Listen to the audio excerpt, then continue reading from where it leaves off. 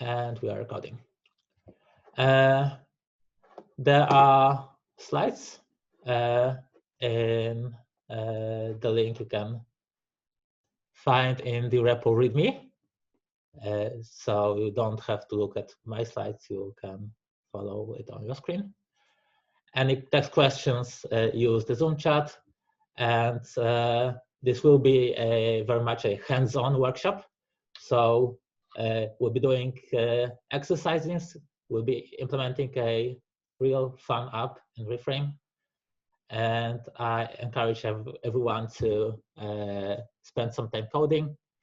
But if you don't want to, there will be solutions provided in the repo, so you can just copy the solution over and read the code if you don't feel like coding.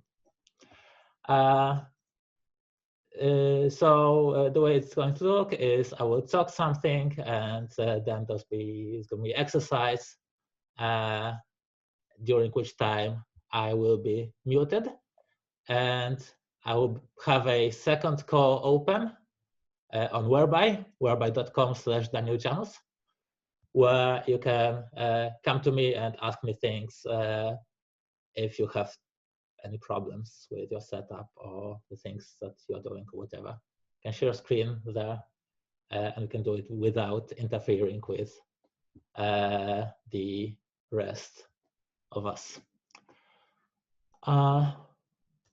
Yeah, I think that's it for how we work. And this is what we are going to implement today, a PEG solitaire game. So the way the game works is you have this 7x7 board with pegs in it. Initially, all of the pegs are in the fields, instead, with the exception of the middle one. And the game objective is to jump over the pegs until there's no more moves left. And the goal is to end with as few pegs as possible, preferably only one in the middle. So starting from scratch, using the skeleton provided, we will implement this today. So we are going to use Reframe. So what is Reframe? It's a single-page application framework. It's client-side in ClojureScript, and it's very small and it's opinionated. So it puts much focus on the code being as clean as possible. With clean in the Clojure world means pure or data-driven. So most of the functions you will write in Reframe will be pure functions, the ones that you are most comfortable with, functions that just take Clojure data as input, produce Clojure data as output, and not do any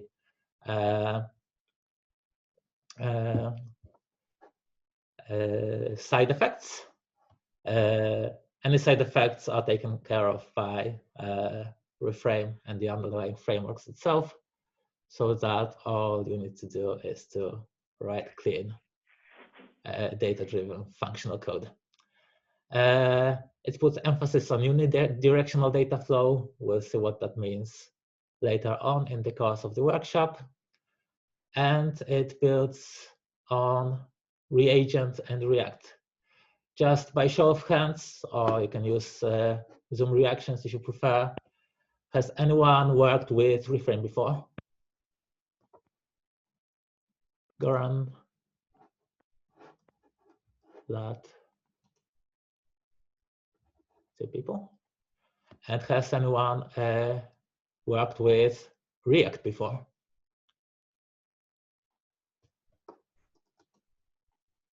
Okay, we have a couple of people.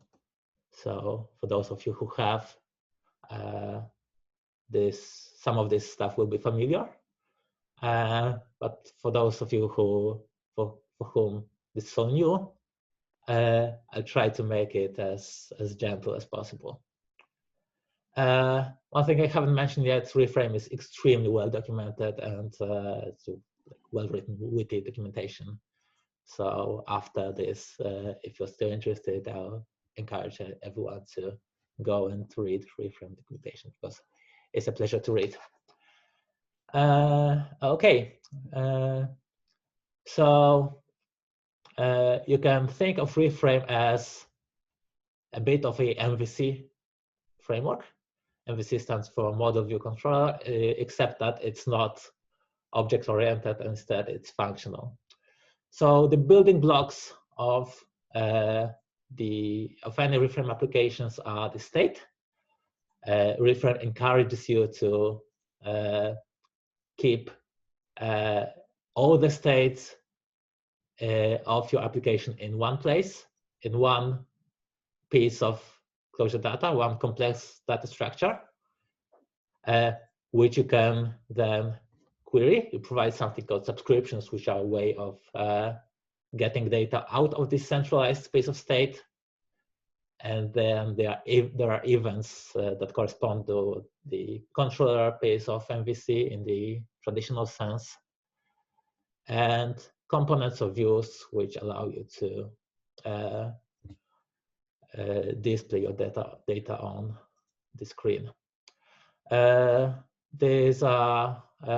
cover this one by one, and here they are just on one slide to prepare us for what's happening. Okay. First on, we'll start with views.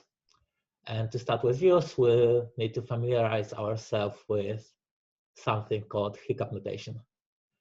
It's called hiccup notation because it was popularized by a Clojure library called Hiccup, which converts Clojure data structures to HTML. And the way Hiccup represents HTML is as vectors, where the first element of the vector represents the tag name. Then if the second element is a map, then that's attributes. And if and the rest of the elements are contact, which can include other vectors, which are elements in their own term. So this hiccup will produce this HTML. There's a bit of a syntactic sugar here, which is that if you put a dot and then some bits after the tag name, then it gets converted to the class name. So this is the same as if we had put the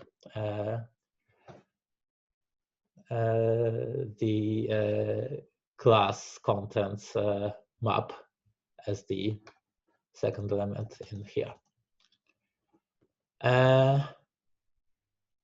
Cool. Is everything reasonably clear so far? Can we go on? Everything seems to be clear. I can't hear objections. So we'll move to components. Components are functions that together produce the HTML for your application. And their job is to get some data representing some part of state of your application and return the hiccup that will then be converted to HTML by the magic of Reagent and Reframe and React and displayed on your screen. So here we have a sample component that's named hello, and it's a plain Clojure function that takes a map that has two elements, who and color, and it produces a paragraph styled with the color that says hello, whoever. And then the other bit that is worth noticing here is that components can call each other in a sense, but they don't call each other in a way that you're used to.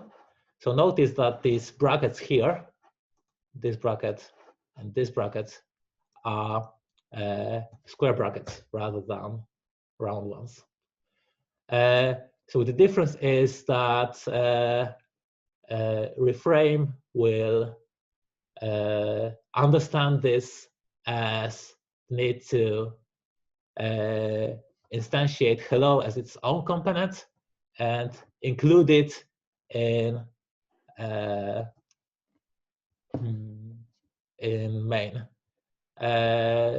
So this all happens automatically, and what you need to remember is to just use square brackets when you need to nest components in each other.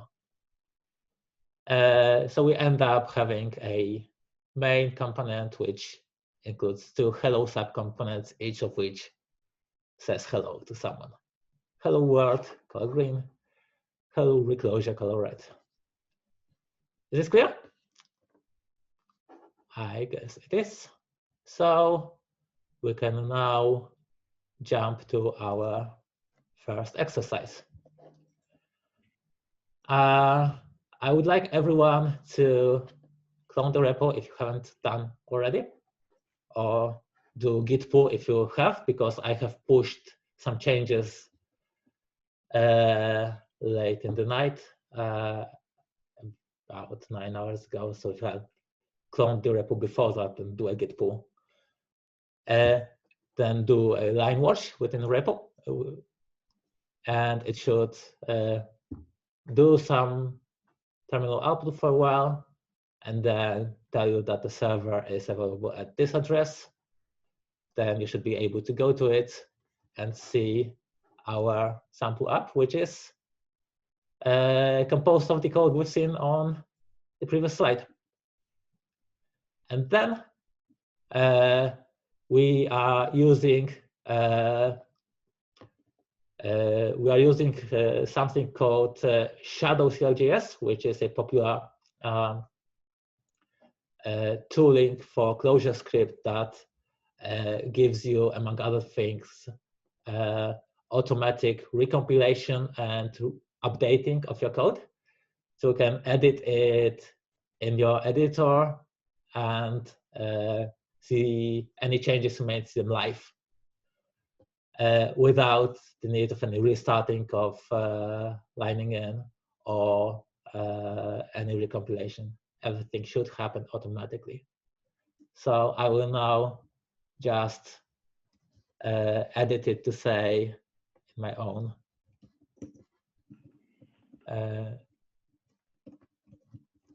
editor. I'll edit it to say hello everyone, and you can see that it has refreshed. Back to the exercise, I will encourage you all now to try it for yourself. Edit the file solitaire/views.cljs and try to make the hello component parameter accept the bold key to render the greeting in bold if it's true. I'll do it now so I can see how it's supposed to look like.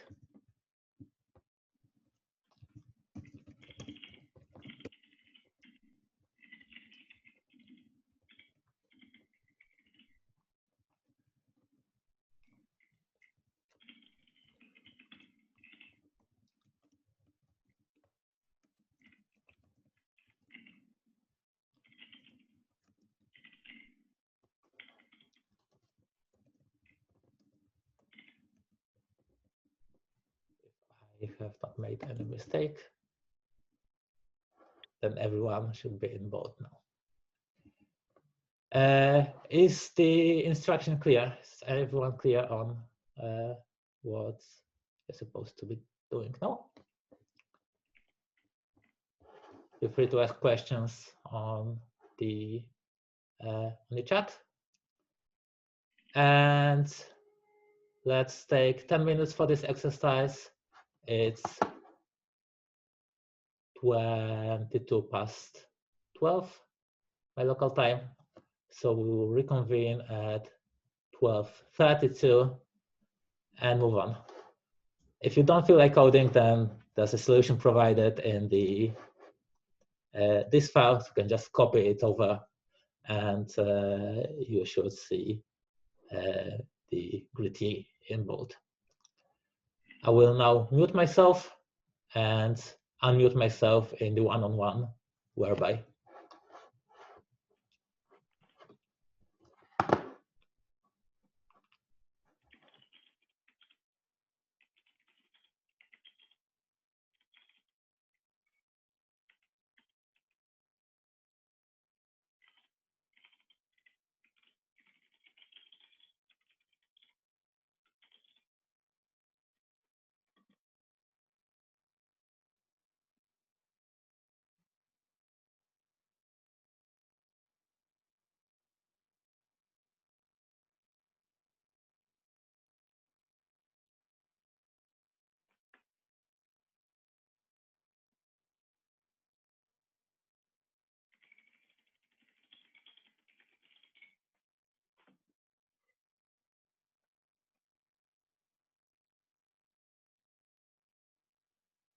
No more.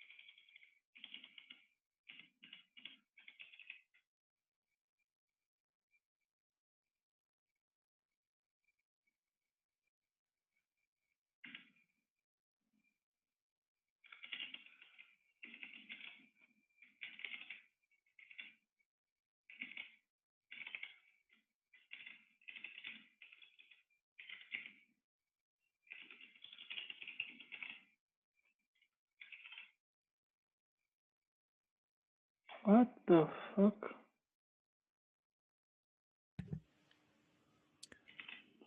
Can you mute your microphones if you're not talking or not meaning to talk?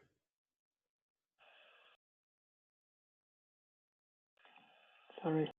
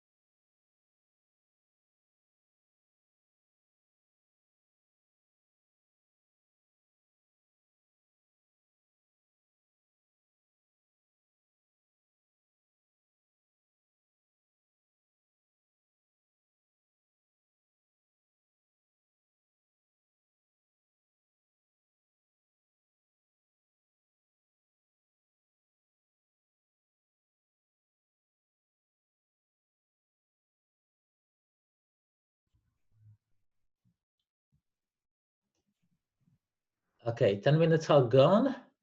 Does anyone require more time? Or is anyone having problems with anything, with shadow-cljs, with the tooling?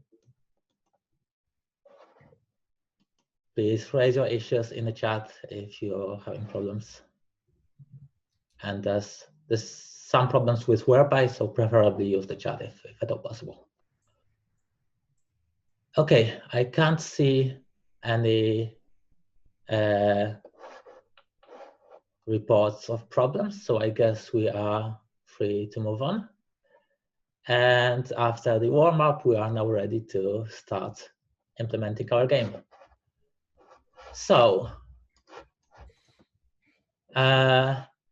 it's time of thinking how we are going to represent the board. And we are going to do the simplest thing possible and just use a vector of vectors of keywords. So each keyword represents one field on the board, and it can be either blocked or pegged or empty with obvious meanings.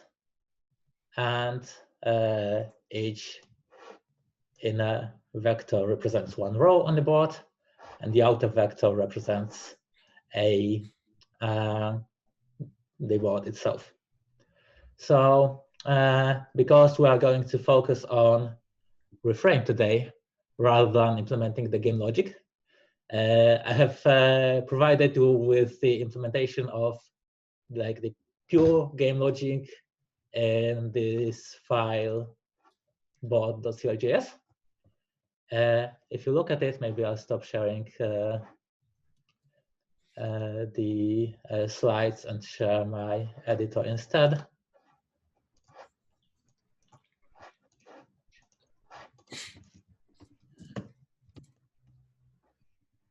You'll see that there's function that produce initial board, and then there's more utility functions to get the board dimensions, to update the board, to make moves that we will use later on in the workshop.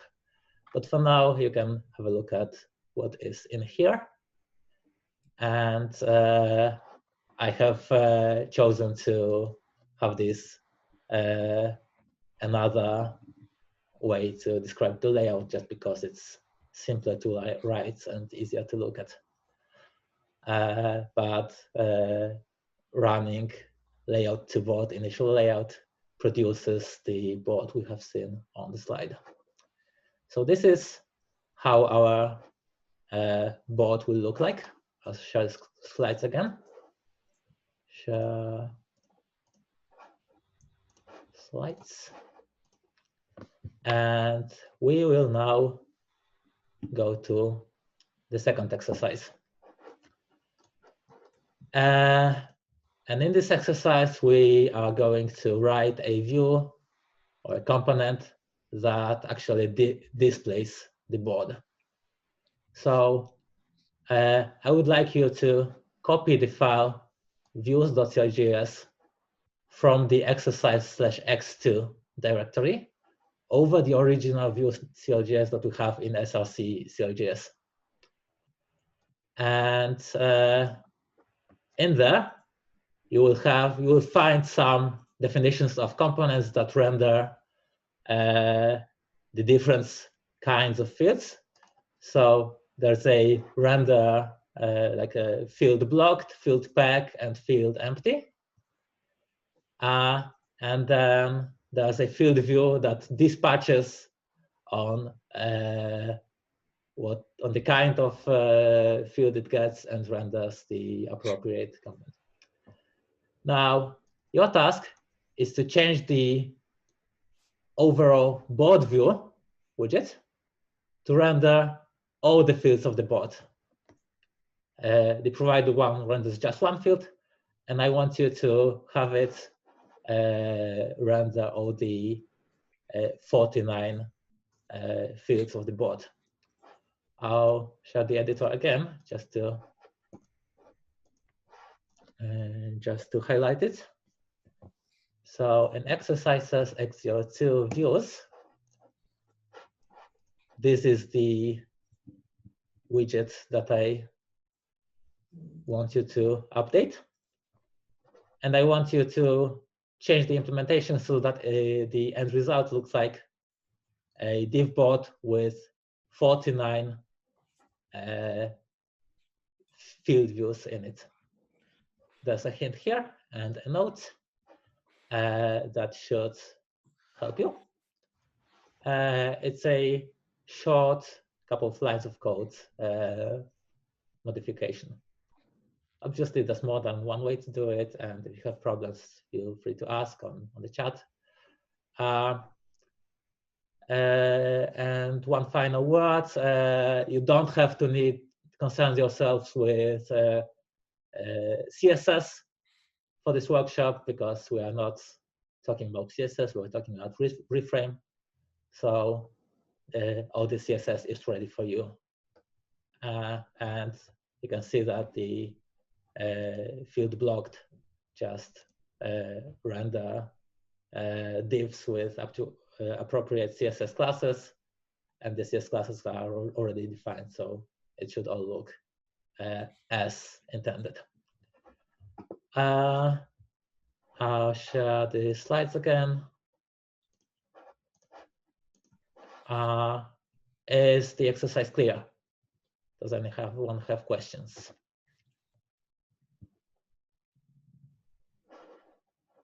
I can't hear any questions. So again, I will mute myself. I will unmute myself on Whereby, which is having problems, but we'll see, maybe it will work. And it's 12:39, so we'll reconvene at 12:49.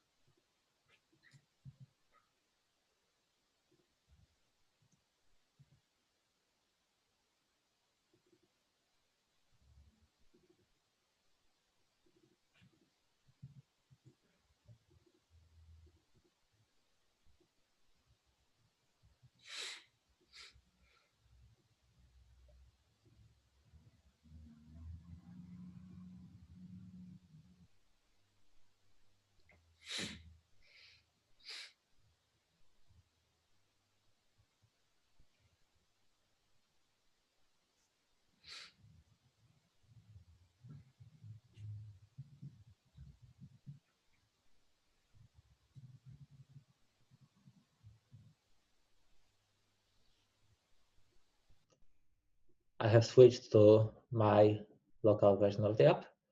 This is the view that you should be seeing when you get this done correctly.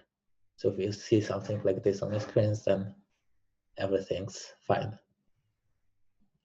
If you don't feel like coding, you can always just copy over the solutions, have a look at it.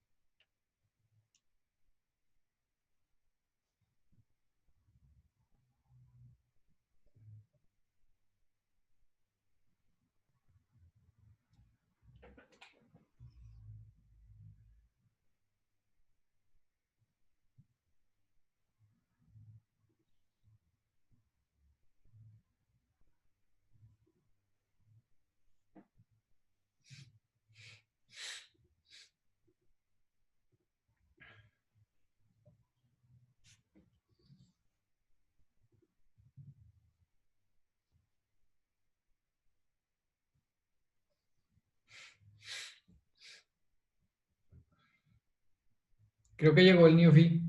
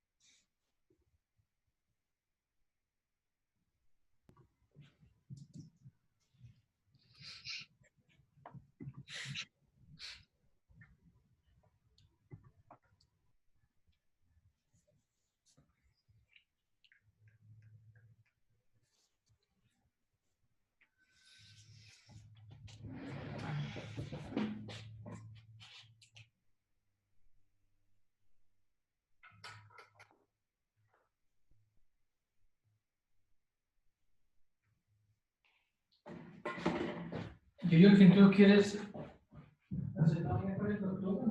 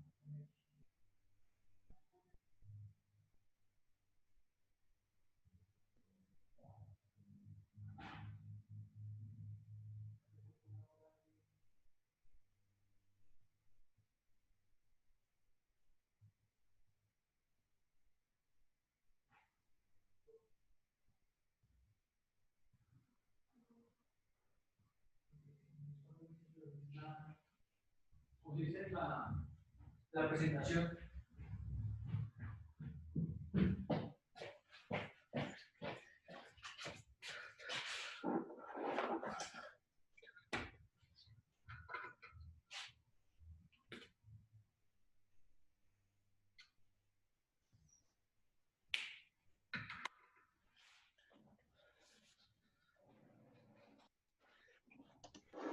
Okay, it's 20 minutes past. How is everyone boss looking? Do you have boards on your screens? Do you not have boards on your screens?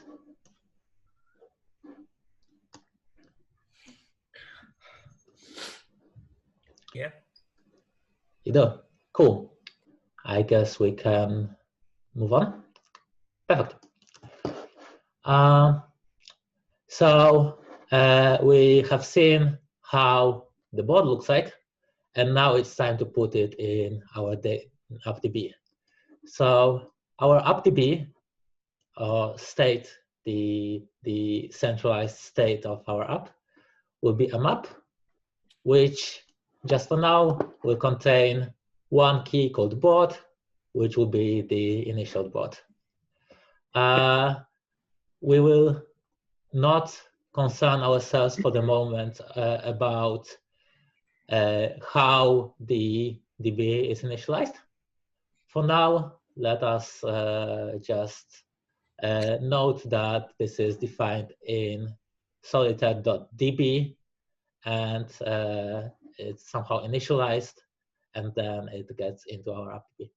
Now, you can think of it as it's called AppDB because Reframe wants you to think of it as a database.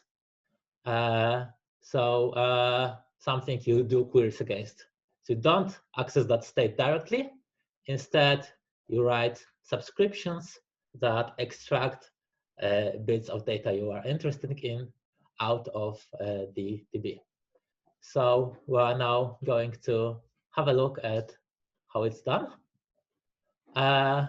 Here's an example. So in Reframe, a subscription is a vector that has a keyword in the first position, and then after that it has some arguments. The arguments are optional, so very often the subscription will be just one element vector containing the name of the subscription. So an example would be like concon field 44. So the field is the name, and these are the arguments. And here's how you define the subscriptions. In this example, we define a subscription named field, and we give it a function that takes two arguments. The first argument is the DB, which is our application state. So it's a structure that looks like this one. And the second argument is the subscription vector. So this gets passed to this function as the second argument. We normally are not not concerned about what the first element is because we know what it is. So we destructure it and ignore the first element. And the arguments are numbers. So pass x and y, the coordinates, as the subscription arguments. And what the subscription is supposed to do is to return the information about that particular field. So in this example, it will return a map that contains an x, y, and type. X and y we get from the arguments, and type we get from the board in the database. We call getIn with the yx arrangement because we have our fields on board in row major order. And so we need to get the row first and then the element. So this is how a subscriptions looks. Another thing that is good to keep in mind about subscriptions is that you typically use them in components. So in this example, we rewrite the board view so that it no longer takes the board as an argument. Instead, it calls subscribe to a subscription called board dimensions and dereferences it and gets the width of height from there, and then it renders the board by iterating over all the fields or the coordinates of the fields and rendering a field view with the result of another subscription that returns the X, Y, and type as we have seen previously. Now, the very important thing to notice here is that subscriptions are reactive, which means that anytime the value of any subscription changes, then by the virtue of its magic, Reframe will re-render all the components that dereference this subscription. So anytime the board changes, Reframe will recompute the field subscriptions, and if the value of any of that changes, then Reframe will re-render that particular field view on the screen. So it will all happen automatically, and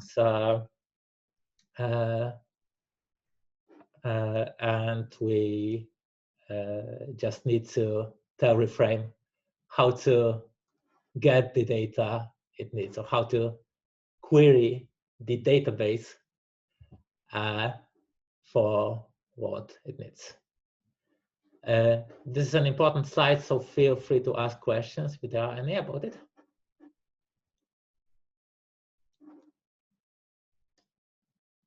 I can't hear questions, so I guess we can move on. There's one other bit of knowledge about subscriptions, which is that they can depend on each other. So in this example, we have two subscriptions. We have subscription called board, which just gets the board from the database. And we have another subscriptions called board dimensions, which we have seen the reference on the previous slide. And the important thing here is this bit of syntactic sugar, which tells Reframe that it depends on board. So instead of the whole DB, what the subscription gets as the argument is the result of the subscription above. So in this way, subscriptions form a graph with some of the subscriptions depending on the database directly, and other of them depending on other subscriptions. And Reframe knows how to make order out of that graph and re-evaluate the subscription in order as necessary and redraw the views as necessary.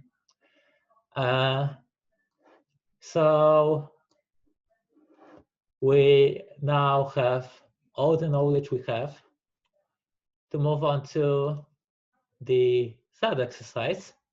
No, not yet, in which we will use subscriptions. We now add a second field to our database, to our AppDB.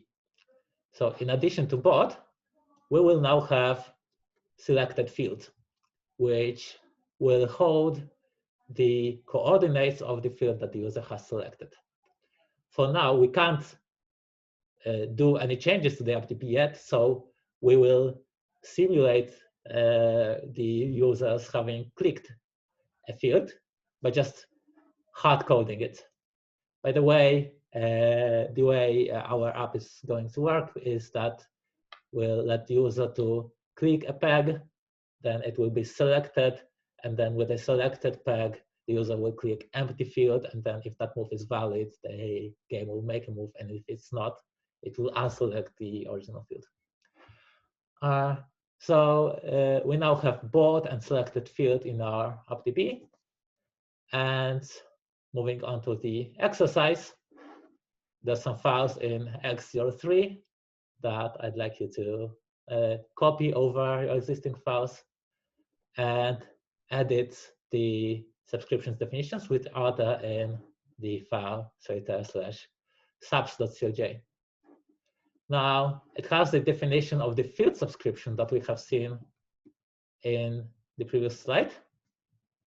And now I would like you to change the definition of the field subscription and add a new key called selected ? That will be true or false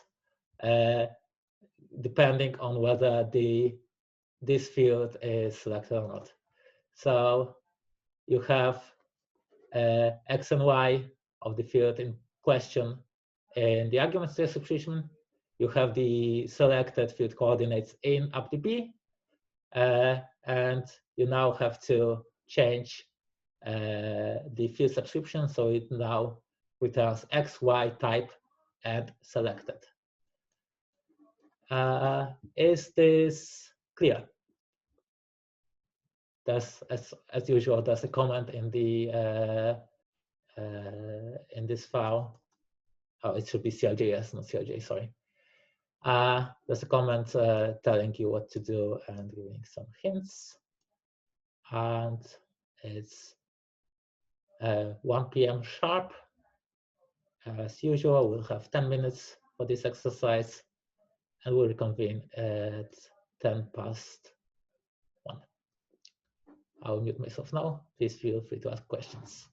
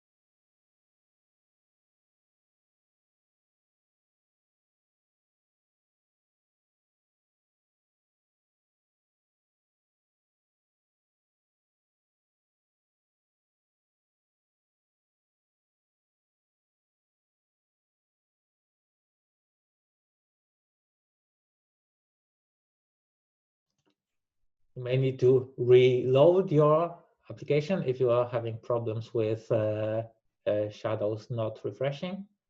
And sometimes it takes a while to live reload the code. So just observe your terminal or the browser that tells you when Shadow has reloaded the code. And if all else fails, you can restart line again. There's still rough edges in the tooling. Happens for me sometimes.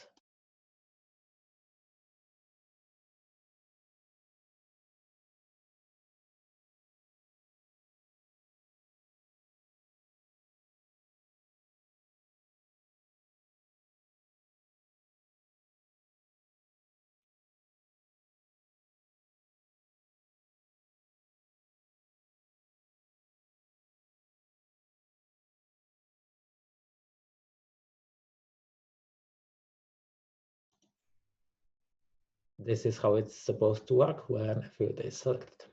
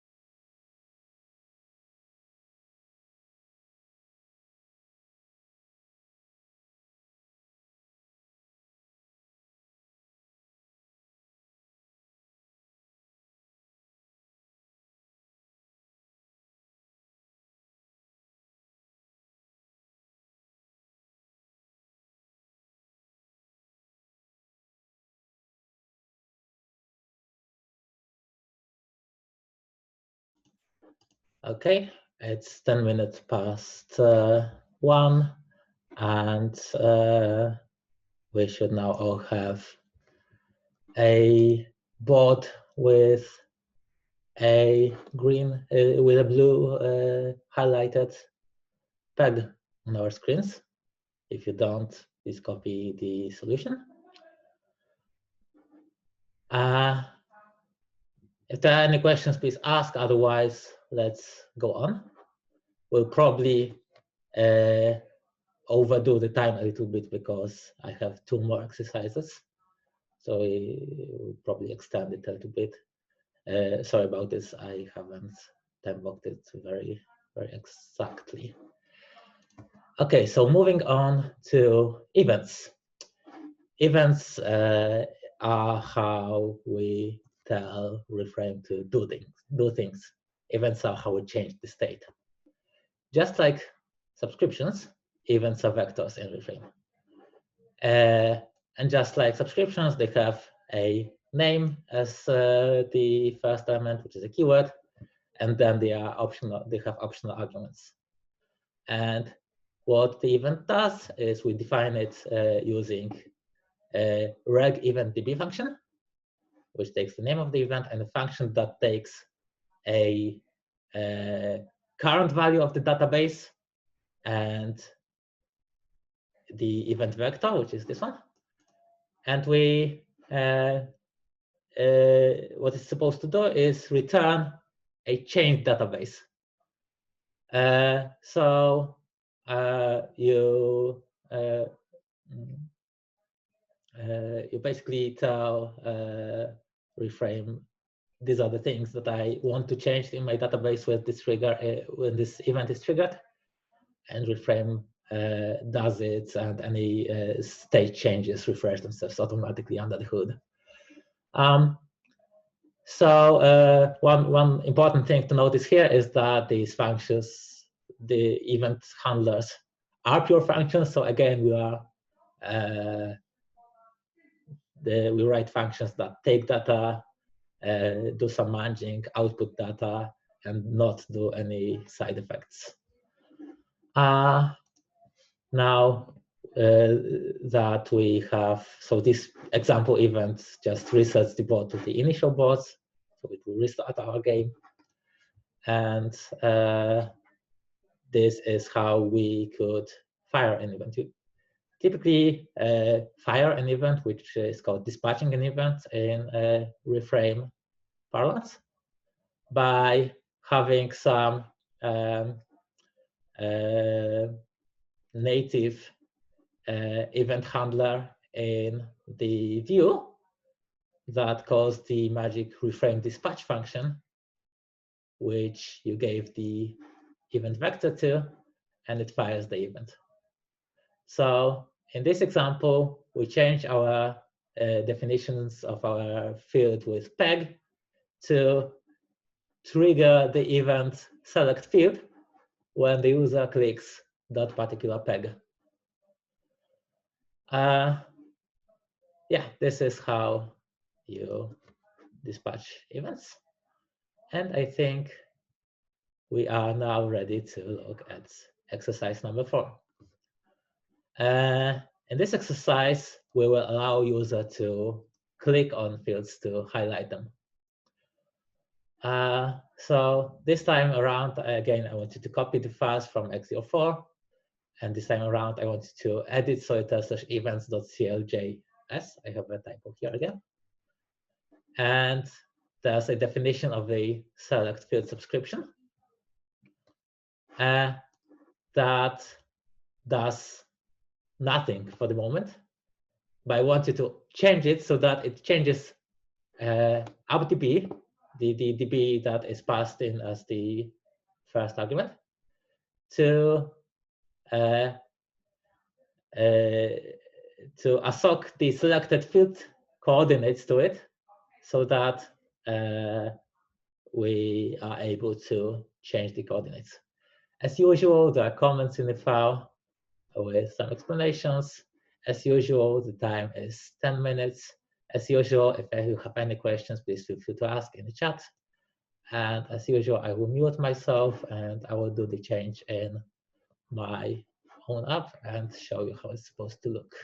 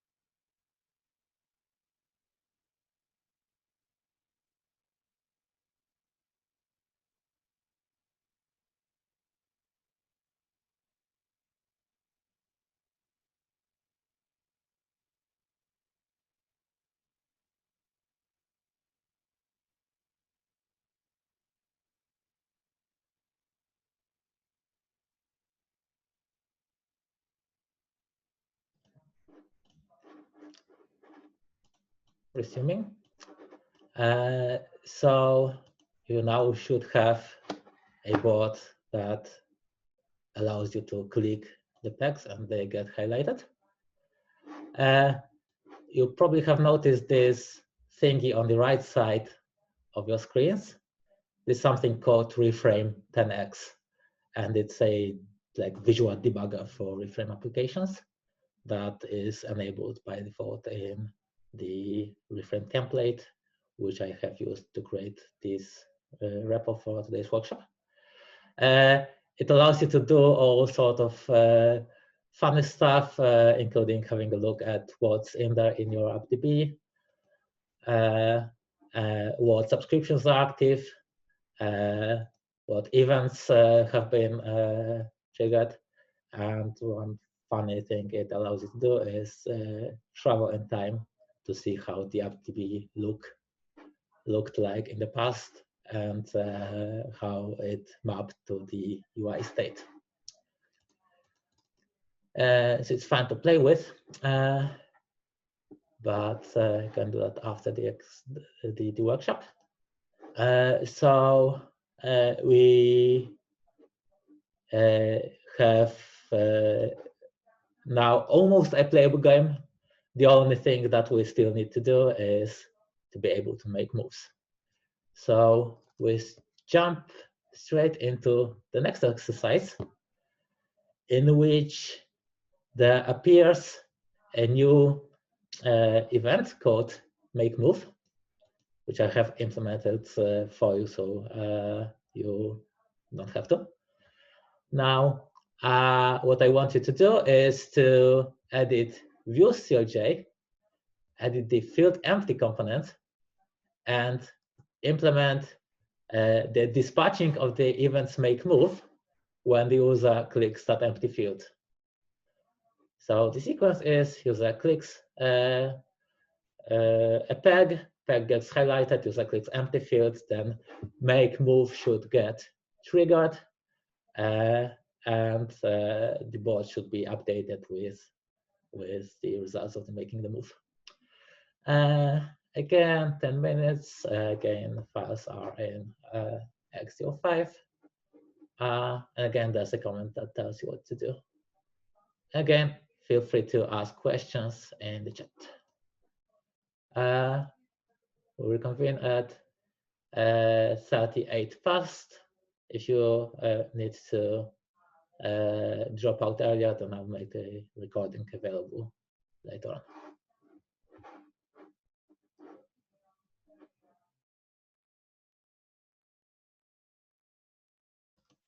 This is the last exercise, by the way.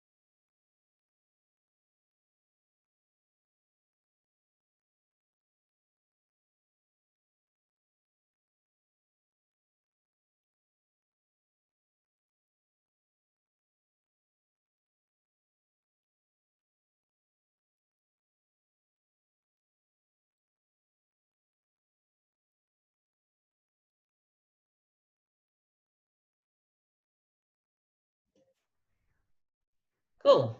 So you should now have a playable game, albeit one that does not detect the game over.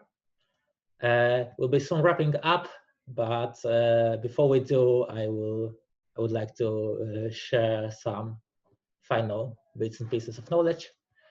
So the next bit is that there is one extra flavor of events in Reframe. Remember that on the previous slides, we defined events using Reframe DB. In this example, we see something called reg event fx. We use the fx flavor instead of DB in the cases where we need to do something else in addition to changing DB in our event. So you could, for example, want to make an HTTP request, or you may display an alert which blocks the browser, or you may want to dispatch other events, and this is the case where reg event fx comes in useful. So the difference is that it no longer takes a DB as a first argument, but it takes something that contains the DB as a key. It also can contain some other bits and pieces which we are not concerned about right now. But the more important thing is that it also does not return just DB, but returns a map containing a new DB and perhaps something else. And that something else might be dispatching an event. So depending on the key, the value might have different meanings. So if you had dispatch here, then the value would be a vector to dispatch as a result of dispatching this event. In this case, we have a text to CLJS/alert with. Now, notice that even though we are like telling Reframe what kinds of effectful things to do, we still do it in a very declarative way. So this is still a pure function. It still takes Clojure data and produces Clojure data, and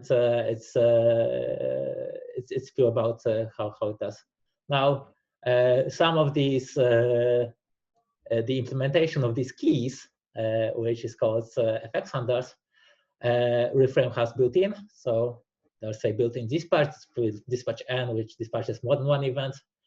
Let's say dispatch later, which dispatches in the given number of milliseconds, and so on and so on. There's third-party libraries which add things like HTTP, debouncing events, and all sorts of things that you might want to have in your applications. In the final directory, you will find a final bits of code you could study. If you copy those over your existing files, you will get a version of the application with the preview of the number of pegs you have left and detection of game over and restarting. I just signal how it's implemented. Now there's new key in AppDB. It's called status, which can be either not started, game over, or in progress. There's events that change the status, that reset the board as needed. And there's code in the make move events to detect whether the new board state is a game over and to change status as needed. So if you want, after the workshop, you can copy these files over and see how the final version of our game looks like. With this, we conclude our work with the sample code. Just some, as a concluding remarks, some do's and don'ts to do when doing Reframe. We haven't done this, but there is a strong preference when developing Reframe apps for having a schema or spec for AppDB, so that it always conforms to it and never ends up in some weird state. The directory structure, the namespace structure we had, the DB views subs events subdivision, is good to have. Is how reframe applications are normally structured. If you have a larger app, then you will typically have the different sets of these files for some area of the app, which is like a screen or a page, whatever. Next thing to do is to keep views as simple as possible. So your views or components should be dump. They should just take any data they want from the subscriptions and convert them to hiccup. They shouldn't do any computation beyond what's necessary to produce hiccup. Any computations, like extra computations you need to do it in a subscription instead of viewer. It's a very good idea to have tests for subscriptions of or event handlers. They are pure functions, so this is okay to do even if in Clojure, not necessarily ClojureScript. It's a common practice to have the subscription and event code be in CLJC type file types instead of CLJS, so that you can load them in Clojure and have tests that write them on that run on the JVM. And then sometimes when the subscriptions get like over complex, and then consider if you can subdivide them into a set of simpler subscriptions that depend on each other in lieu of fewer, like more complex subscriptions. And so it's okay to have subscriptions repeat themselves. And I think that's it for today. From here, you can study the application code we have written today, reframe the communications as I mentioned is stellar, so go read it. You can add new things to the game. You can add new board layouts. You can add like previews of what fields are eligible for clicking once you highlight the pack. And then there's a link to in the different documentations, there's a list of open source projects that use it, so you can see how it's used in real life. And that's it. Any closing questions, please ask now. You can also reach me by email or on Twitter or on Clojure and Slack. The contacts are in the README. And thank you for today. Thank you for attending. I hope you had fun. I certainly had. I have prepared a short survey that I will email to you. You can also go to it from the slides, or I will paste this link to the chat now. tinyurl.com/reframe/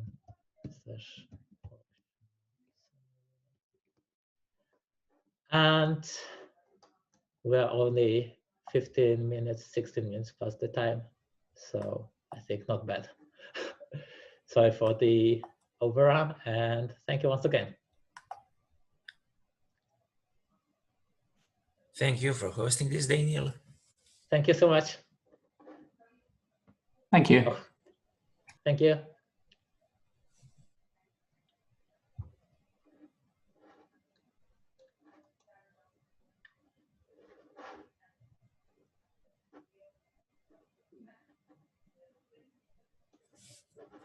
I'll just